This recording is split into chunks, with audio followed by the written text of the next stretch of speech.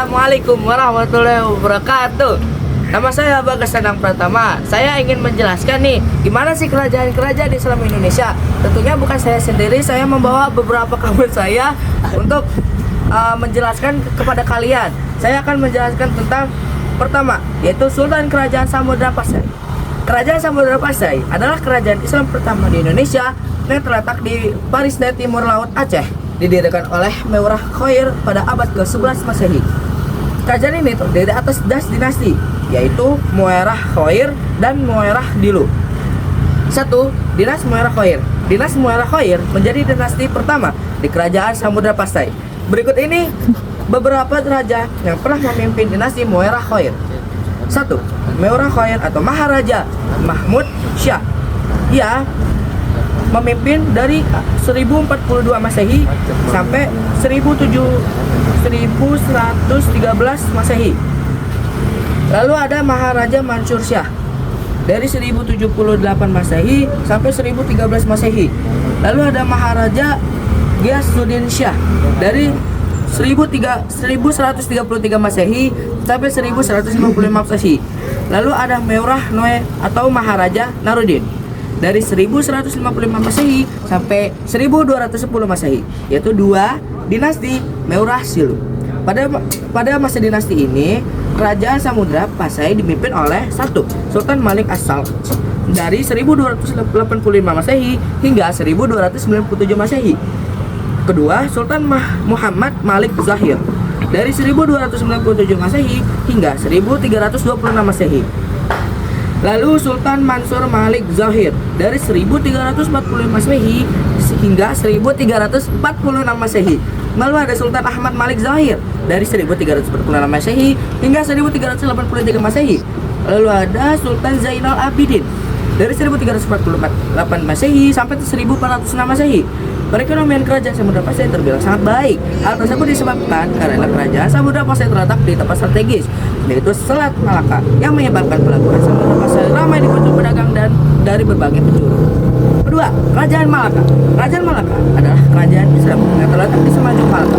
Kerajaan Malaka pernah menjadi pusat perdagangan dari penyebaran Islam ke Asia Tenggara. Pendiri Kerajaan Malaka adalah Parameswara, yang merupakan putra dan Raja Sam Agi Kerajaan Sriwijaya. Awalnya, Parameswara adalah penganut agama Hindu. Ketika Kerajaan Sriwijaya mengalami perebutan kekuasaan, ia bersama pengikutnya pergi ke Tamastik atau Singapura. Setelah beberapa saat, ia merasa daerah tersebut kurang aman, sehingga Parameswara pergi ke Semenanjung Malaka. Disitulah ia membangun perkampungan Malaka. Sekian waktu Malaka menjadi lokasi yang sangat strategis karena menjadi penghubung antara dunia barat dan timur. Melihat perkembangan yang terjadi, akhirnya Parameswara mendirikan Kerajaan Malaka. Kerajaan Malaka dipimpin oleh tokoh-tokoh berikut: 1. Iskandar Syah, 2. Muhammad Iskandar Syah, 3. Sultan Mansur, 5. Sultan Alauddin Syah, dan 6. Sultan Mahmud Syah. Oke, kita lanjut ke yang ketiga. Pak Is, gimana sih kerajaan Islam di Indonesia yang ketiga? Mendengar-dengar ada kerajaan Aceh Darussalam. Oh ya, jadi gini, kerajaan Aceh Darussalam dibangun pada abad ke-15, itu tahun 1511 Masehi, yang terletak di Kabupaten Aceh. Raja pertama kerajaan Aceh Darussalam adalah Sultan Ali Muqayyad Syah. Setelah beliau wafat, kepemimpinan Aceh Darussalam dilanjutkan oleh putranya bernama Sultan Alauddin. 1. Sultan Alauddin Riayat Syah Al-Qahar.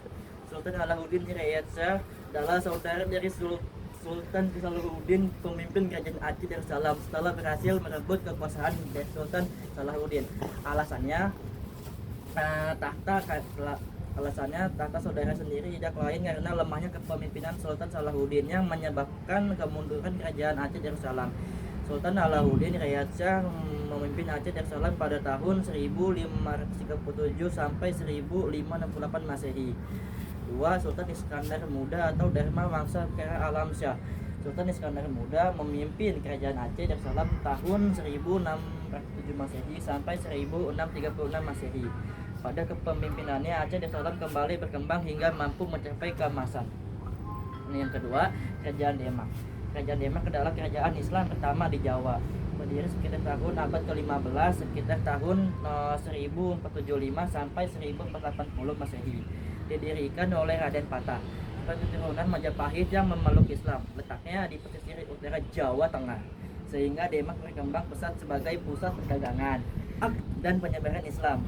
Oke Faiz, terima kasih. Oke, kita lanjut ke pelajaran ke-5 dan 6. Ciao. Bagas mana ya? Yaudah, gua aja dah. Oke, saya akan menjelaskan Kerajaan Banten dan Kerajaan Mataram. Yang pertama, Kerajaan Banten.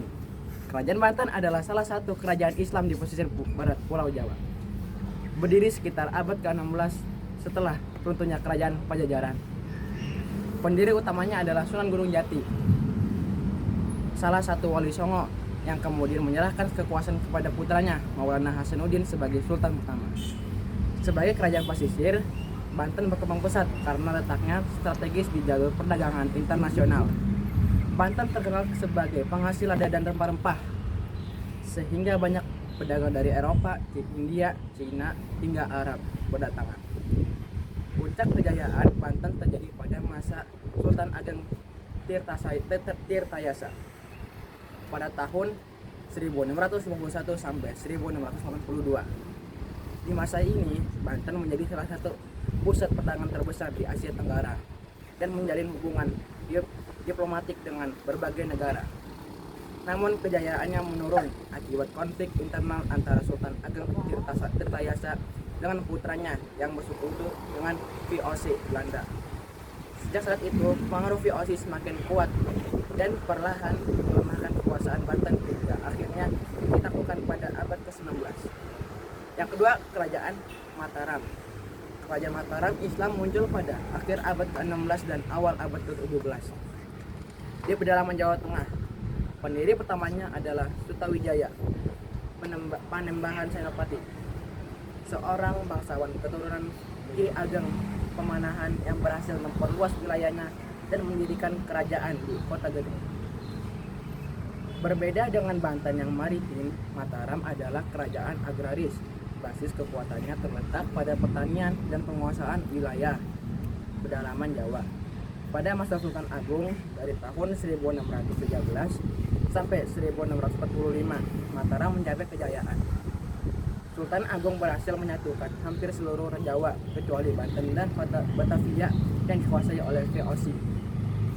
Dia juga terkenal karena usahanya yang menyerang Batavia pada tahun 1628 sampai 1629, walau tidak berhasil mengusir VOC. Setelah Sultan Agung wafat, Mataram mengalami kemunduran. Perebutan kekuasaan antar keluarga kerajaan dimanfaatkan oleh VOC untuk ikut campur. Akibatnya, kerajaan semakin lemah dan akhirnya terpecah menjadi dua kekuasaan besar melalui perjanjian Giyanti pada tahun 1755, yaitu Kasunan Surakarta dan Kesultanan Yogyakarta, yang memandai berakhirnya Mataram sebagai kerajaan besar yang utuh. Dah. 3. Selanjutnya saya akan menjelaskan Kerajaan Goa dan Talo. Kerajaan Goa dan Talo adalah dua kerajaan yang terletak di Sulawesi Selatan. Banyak orang mengenal Kerajaan Goa dan Talo sebagai Kerajaan Makassar. Raja-raja Makassar sebelumnya adalah bukan pemeluk agama Islam, tetapi mereka masuk Islam setelah kedatangan penyiar Islam. Raja pertama yang masuk Islam adalah Karaeng Matawaya Tumamenangri Agamana. Setelah masuk Islam, namanya berganti menjadi Sultan Alauddin. Setelah ia wafat, kerajaan dilanjutkan oleh Muhammad Said, dan setelah Muhammad Said adalah Sultan Hasanuddin. Sultan Hasanuddin membawa puncak kejayaan Kerajaan Makassar pada saat itu. Beliau mampu memajukan perdagangan, juga mengadakan ekspansi wilayah. Selain itu, beliau juga mampu menguasai kerajaan-kerajaan kecil di Sulawesi Selatan seperti Wajo, Bone, Sopeng, dan Luwu. Sultan Hasanuddin adalah tokoh yang menentang VOC. Setelah Sultan Hasanuddin turun tahta, kepemimpinan dilanjutkan oleh putranya yang bernama Masopomba. Pada masa inilah Kerajaan Makassar beserta perdagangannya dikuasai oleh Belanda. Selanjutnya adalah Kerajaan Ternate dan Tidore. Letak Kerajaan Ternate dan Tidore berada di sebelah barat Pulau Halmahera, Maluku Utara. Kerajaan Ternate berpusat di Pulau Ternate, sedangkan Kerajaan Tidore terletak di Pulau Tidore. Kedua kerajaan ini memiliki wilayah kekuasaan yang meliputi Kepulauan Maluku dan sebagian Papua. Wilayah-wilayah kekuasaan tersebut banyak menghasilkan rempah-rempah yang terkenal hingga kancah internasional. Bahkan karena kekayaannya akan rempah-rempah, Maluku terkenal dengan sebutan Spice Island. Karena adanya kepentingan perdagangan, maka Kerajaan Ternate dan Kerajaan Tidore masing-masing melakukan persekutuan daerah. Yang pertama adalah Uli 5 atau Persekutuan 5, terdiri dari Ternate, Obi, Bacan, Seram, dan Ambon. Yang kedua adalah Uli Siwa, yaitu Persekutuan 9, terdiri dari Tidore, Makian, Jailolo, Halmahera, dan pulau-pulau di daerah tersebut hingga sampai Papua. Pada tahun 1515 Masehi, bangsa Portugis dan Spanyol datang untuk menguasai tempat yang mereka tuju. Bangsa Portugis datang ke Ternate, sedangkan bangsa Spanyol datang ke Tidore.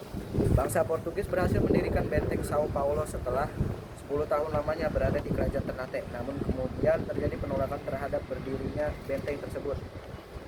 Penolakan itu dipelopori oleh Sultan Hairun yang juga merupakan raja dari Kerajaan Ternate sejak 1559 Masehi. Beliau melakukan penentangan melalui perundingan dengan pihak bangsa Portugis. Namun ternyata beliau kemudian ditahan dan dibunuh oleh Portugis di benteng Sao Paulo tersebut pada tahun 1976 Masehi. Tewasnya Sultan Hairun menyebabkan amarah besar rakyat Maluku terhadap bangsa Portugis. Puncaknya Sultan Babulwah sebagai pemegang tahta Kerajaan Ternate melakukan perlawanan terhadap bangsa Portugis. Akhirnya pada tahun 1575 Masehi, bangsa Portugis dapat dipukul mundur dari Ternate. Selain itu, Sultan Babulwah juga berhasil memperluas wilayah kekuasaan Ternate ke Maluku, Sulawesi, Papua, Mindanao, dan Bima. Atas keberhasilan dan prestasinya, maka Sultan Babulwah mendapatkan dukungan dari pihak